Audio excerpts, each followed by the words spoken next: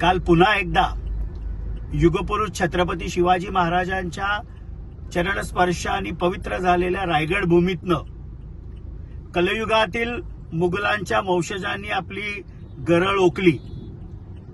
प्रांताध्यक्ष खासदार सुनील तटकरे साहेब तर 2029ला पुन्हा एकदा रायगडचं नेतृत्व करून लोकसभेला विजयी होतीलच. पण ज्या रुमालाचा उल्लेख आपण केलात त्या रुमालाने आपला चेहरा लपवून आपल्याला पुढचं आयुष्य जगायला लागणार नाही ना, ही रायगडची जनता तुमच्यावर वेळ आणेल.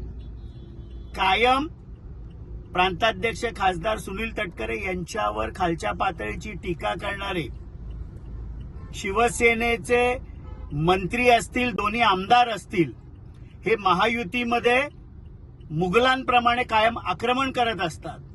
आणि महेंद्र थोरवेंचं तर मला खास करून आश्चर्य वाटतं की मी बाळासाहेबांचा शिवसैनिक आहे.